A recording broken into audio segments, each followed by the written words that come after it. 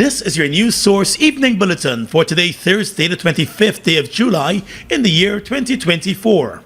I'm Gordon Mosley reporting, and here's what we're tracking tonight. There are new reports coming in tonight that the government of Guyana has made an initial proposal of a 7% salary increase for teachers for this year, with a further 6% increase for next year and another 6% increase for 2026. Those reports coming from multiple sources.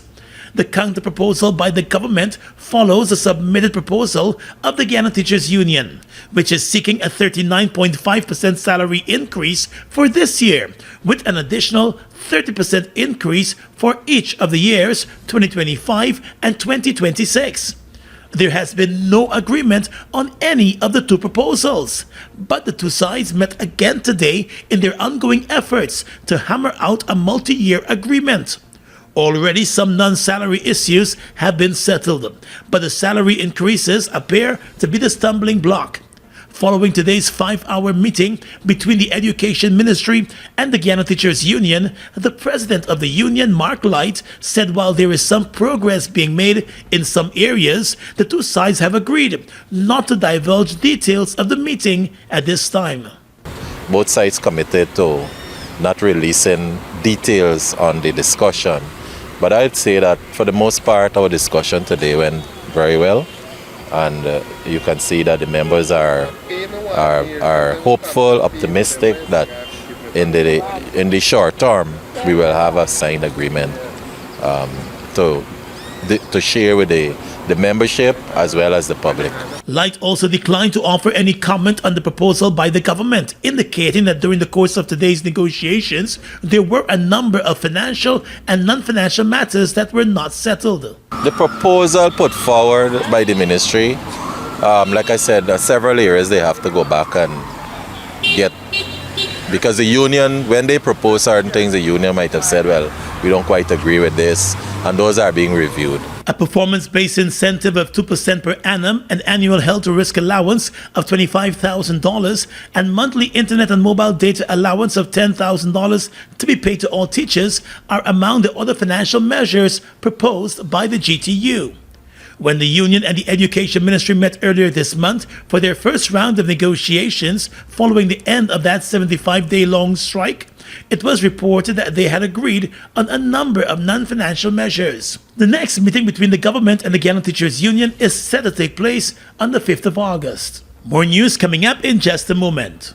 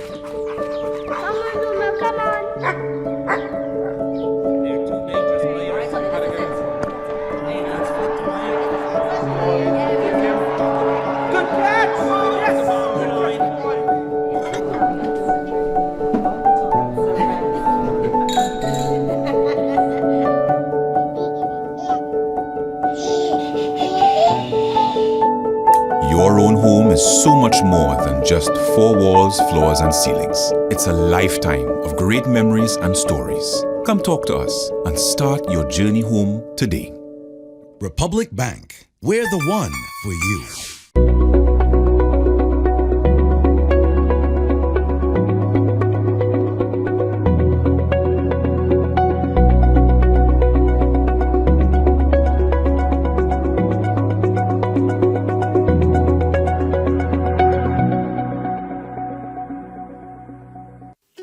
Are you looking for the best high school education at affordable fees? Then register your child today at the VYC Academy. Now enrolling grades 7, 8, 9, and 10 students for the 2024-2025 academic year. VYC Academy, achieving academic excellence. For more information, call us on 227-1013 or WhatsApp us at 649-1300. Calling all small to large scale businesses, the International Building Expo 2024 is coming to the National Stadium from August 8th to 11th, 2024. Whether you're a small business or a major player, there's a package for you starting as low as $20,000. Network with industry leaders, boost your brand visibility, and generate high quality sales leads. Register now at www.buildingexpo.gy. That's www.buildingexpo.gy or call 592-635-1103 or 592-635-1104. Oh no, welcome to Building Expo. Yeah.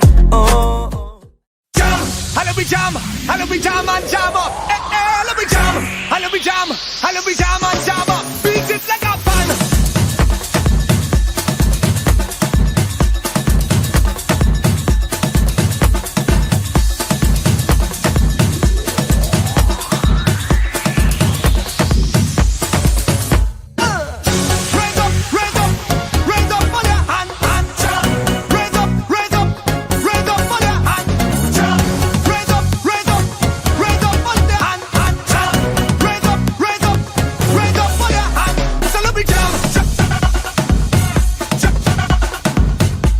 Let's tell you now that Vice President Jagdeo today responded to questions raised by Alliance for Change leader Nigel Hughes about the large sums of money Guyana is earning from oil production and the use of that money.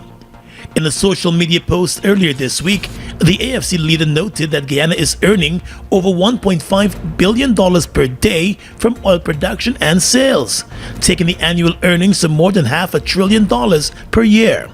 Mr. Hughes said even with all of that money coming in, citizens are not seeing or feeling any direct impact. Vice President Jagdeo today said the money from the Natural Resource Fund is being used to cover expenditures in 3 areas of the government's budget.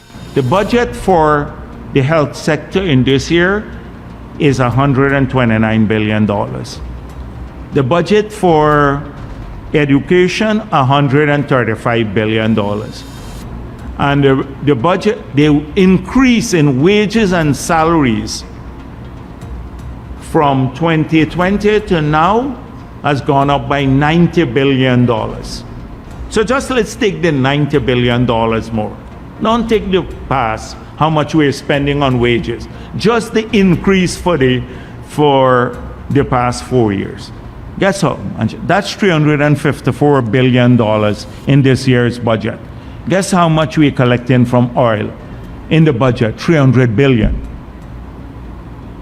So you want to know where the money is going? 3 expenditures alone on education, healthcare, and the growth, only the growth in wages and salaries in the public sector, not the full public sector wage bill. AFC leader Nigel Hughes has proposed that it is time that some of the oil revenue be directly transferred to citizens by law. However, Vice President Jagdeo said Guyanese stand to get more and benefit more from the current government's interventions instead of benefiting from annual cash grants. So did he do the calculation how much more we're spending per hour on public service salary? If you take the $90 billion growth only from 2020 to now, that's $90 billion more per year in people's pocket, more than they were getting in 2020 in the public service. Mr. Jagdeo also said the government has been maximizing the use of oil proceeds in critical sectors. He has also explained that in the next few years, the country will be able to save at least half of the proceeds from oil. The Finance Ministry on Wednesday announced that the government has made its 3rd withdrawal for this year from the Natural Resources Fund. So far for this year, a total of $176.7 billion has been withdrawn from the fund.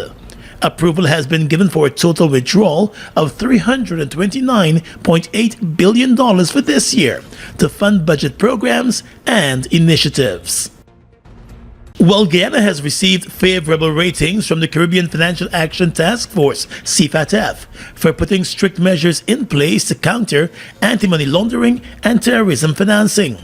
The Caribbean Financial Action Task Force has published its recently concluded mutual evaluation report, which analyzed the level of compliance with FATF 40 recommendations and the level of effectiveness on Guyana's anti-money laundering systems and provides recommendations on how those systems could be strengthened. The summary of the report published by the Attorney General Anil Nandlal stated that Guyana has made significant efforts to improve its understanding of anti-money laundering risk via the conduct of multi-risk assessments, including a national money laundering risk assessment in 2017, which was updated in 2021, a 2022 non-profit organization terrorist financing risk assessment, among others.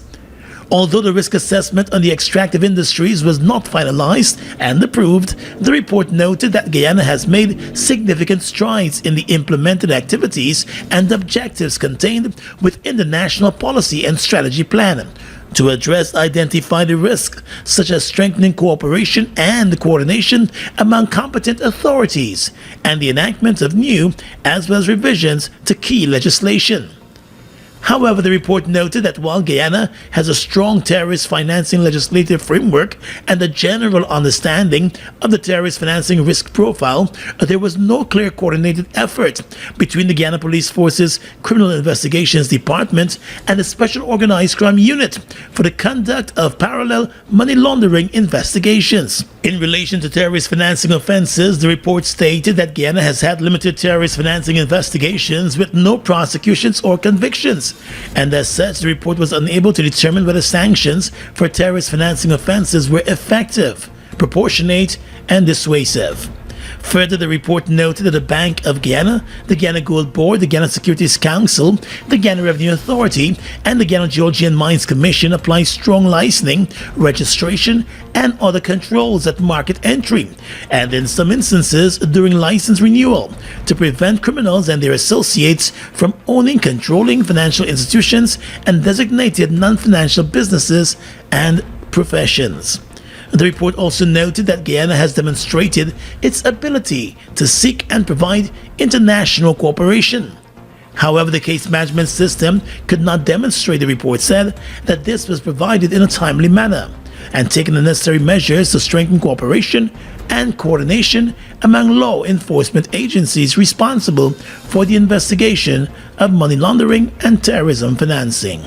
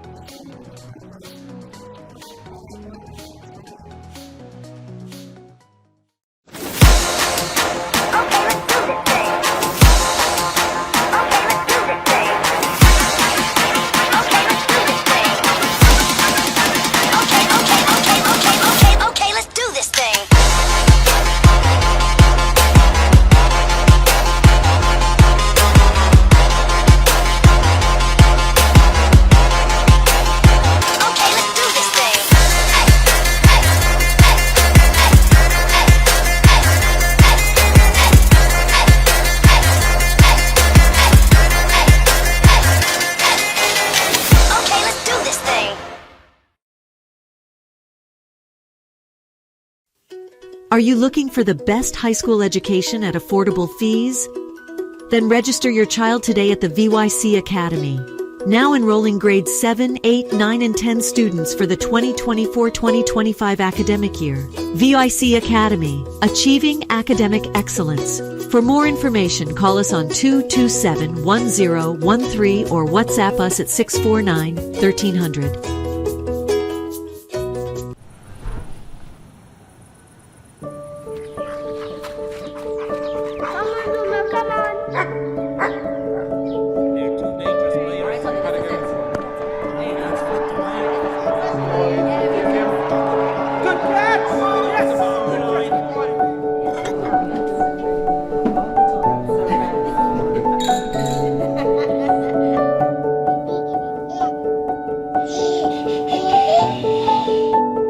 Your own home is so much more than just four walls, floors, and ceilings. It's a lifetime of great memories and stories. Come talk to us and start your journey home today. Republic Bank, We're the one for you. Monster, bust the flavors. We're full of flavors. Bust the flavors, that my crave for. We're full of flavors. Tell your neighbors about the bust the flavors. Grab a bust the flavors. Yeah, thirst buster. Grab a buster. Bust the flavor, taste the savor. Buster, bust the flavors. Buster, bust the flavors.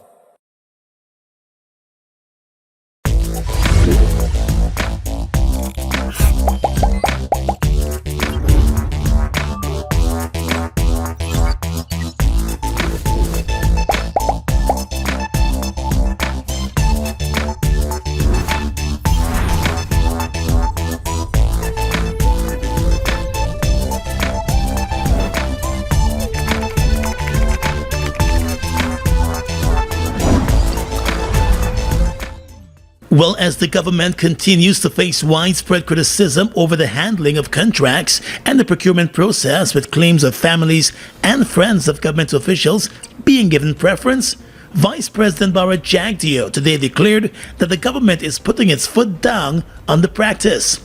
At his press conference this afternoon, Mr. Jagdeo said the government has observed the influencing of contracts by some officials, especially within the regions.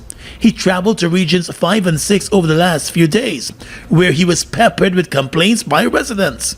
He said the practice is illegal and the government will root it out. We are going to prohibit this.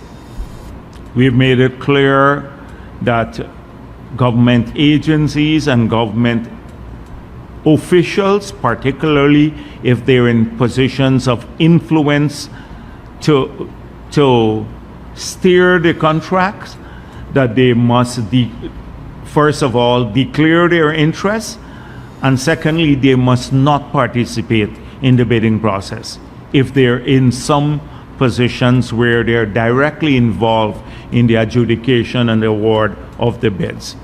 And for other government officials who are in the region but maybe not related to the process, who may have companies or may have their family, their own companies, then these two have to declare their interests. Mr. Jagdeo also said people who are actively engaged in the practice are working against government policy. He also flagged the practice of persons registering multiple companies and bidding for contracts, and on occasions more than one contracts are given to a single household.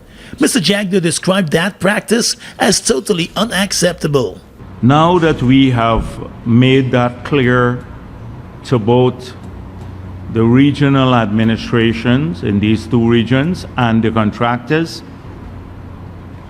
we intend to follow this up with technical teams to the two regions to ensure that what we spoke of would be faithfully observed, and secondly, that people are going to be trained similar to what we offered in Essequibo Coast, so that they don't have any excuse of ignorance about the procurement laws of the country. The Vice President said he has told regional officials that the government wants to ensure that procurement opportunities remain within the regions, particularly for small contractors. He also said the procurement process needs to be above board and transparent. According to Mr. Jagdeo, the government is also dissatisfied with many of the shoddy works being undertaken by a number of contractors who were handed government contracts.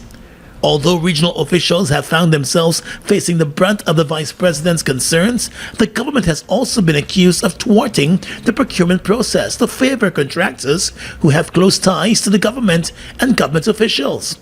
The opposition has long accused the government of creating a lopsided procurement process, which appears to be favoring only the family, friends, and favorites of government officials and persons linked to the governing party.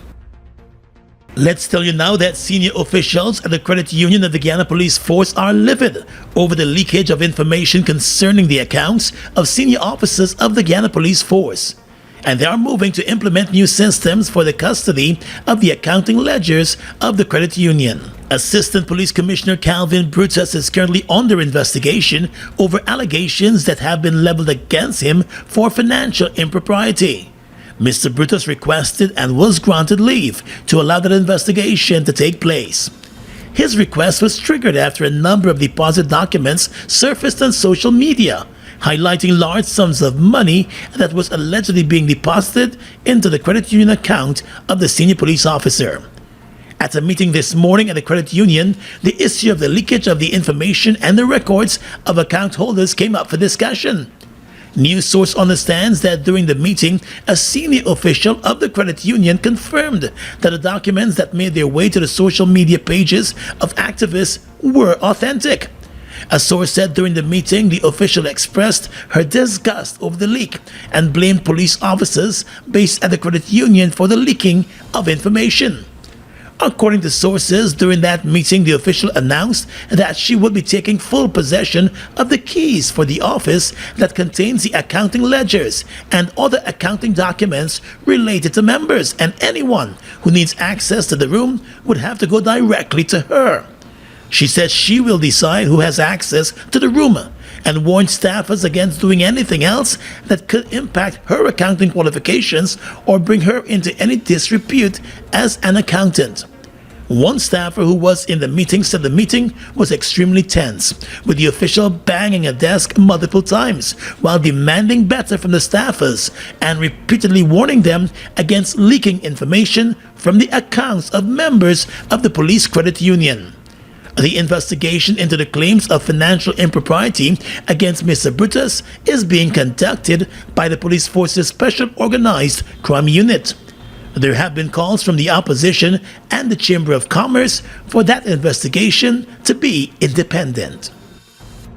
The Government of Canada and the Food and Agriculture Organization of the United Nations have rolled out a 10 million Canadian dollar gender-responsive climate-smart agriculture and food systems in the Caribbean project, with the hosting of a national inception workshop here in Guyana. The project is designed to promote and encourage the use of climate-smart technologies in viable agriculture value chains in 8 Caribbean countries: Belize, Grenada, Dominica, Guyana, Jamaica, St. Lucia, Suriname, and St. Vincent and the Grenadines.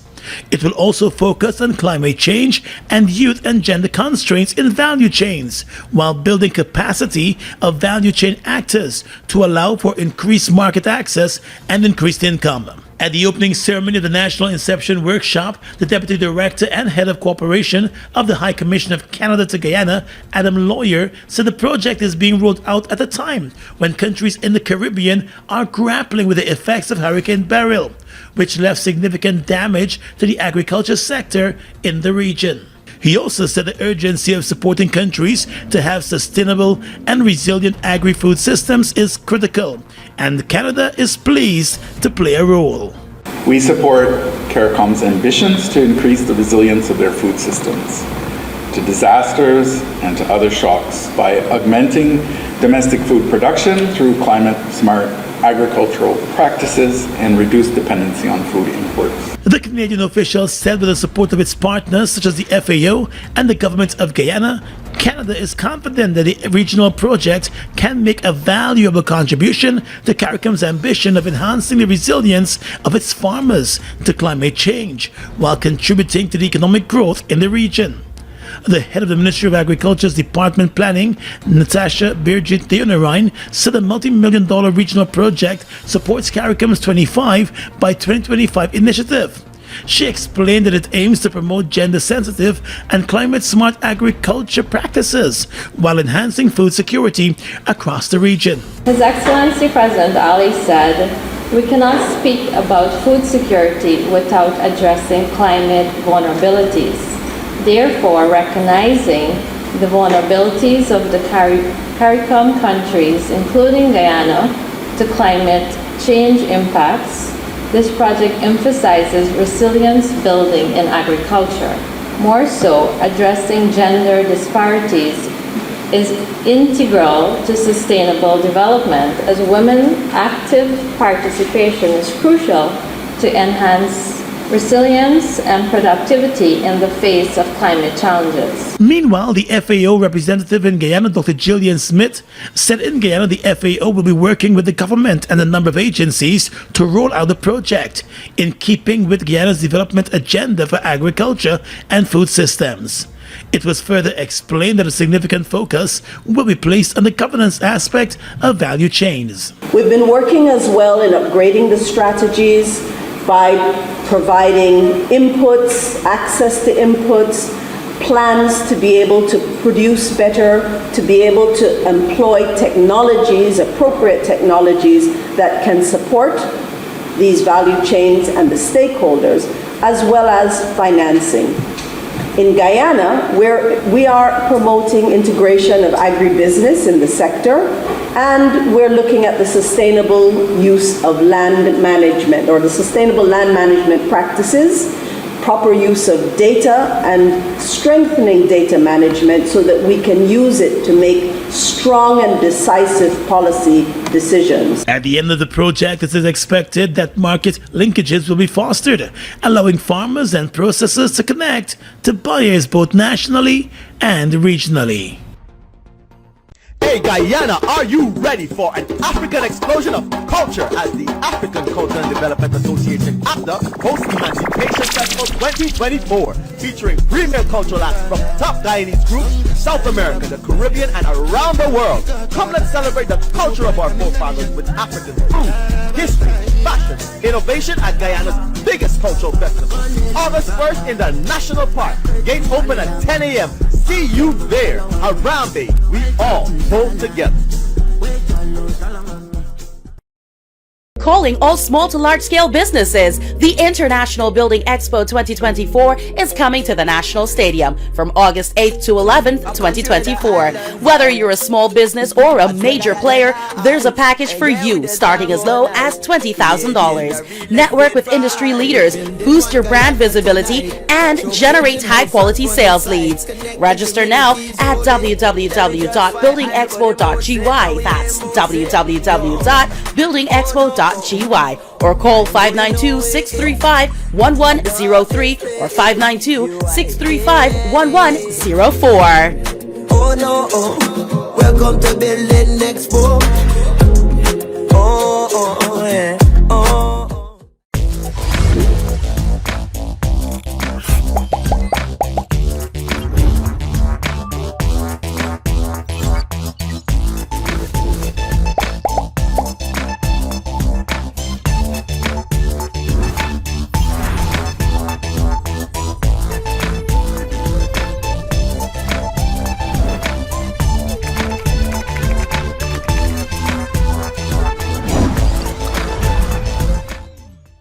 Be another car, or is it a house? If you're looking for sweetness to put inside a basket, I am the whole thinking market. Get ready for the 3rd edition of Blankets and Baskets on August 4, 2024. The Maltino's ground comes alive with Guyana's best entertainers and a vibe that can't be matched. Come for a chance to win numerous prizes, including the grand prize of a... Tickets are $6,000 with other special luxury packages from $40,000 to $120,000. It's the Blankets and Baskets Extravaganza. For more information, check out Blankets and Baskets on Facebook. Guyana's economy is rapidly transforming, and we're all part of it. Guyoil is at the forefront of this development by providing reliable and efficient energy and supporting community development from the very core. 100% of Guyoil's profit goes back to building schools, roads, and other important infrastructure that connects our cities and towns, providing fuel to domestic, marine, industrial, and aerial transportation. Guyoil has now repositioned itself as a market leader in the petroleum industry, building a better future for all of us. NYC, New York City. Get ready as the original Big People Party with the same vibes you've seen and loved comes to you this Labor Day weekend on Saturday, August 31st with some of the biggest one-man bands out of Guyana and New York. Look out for Super A, Murphy, Busta, and Super Terry. Big People Party! Along with the legendary Glenn Washington. trade my kindness for weakness. If loving you is wrong, I don't wanna be right. Glenn Washington and his band at Industry City, New York City. Get your super early bird general tickets at $40 and VIP access $150 all inclusive. And all are available at hjexperience.com. This event is brought to you by Hits and Jams Entertainment, Marvelous Entertainment, and GD Events. It's the original Big People Party at Industry City, New York City on Saturday, August 31st. The big and proper edition. With your regional and international news tonight, I am Svetlana Marshall in the region. Residents and visitors to St. Kitts and Nevis can expect to see a heightened police presence as the government boosts efforts to quell the rising murder toll. In a national address last evening, Prime Minister Dr. Terence Drew stated that the heightened police presence was among several initiatives approved by the National Security Council during their Wednesday meeting to curb criminal activity.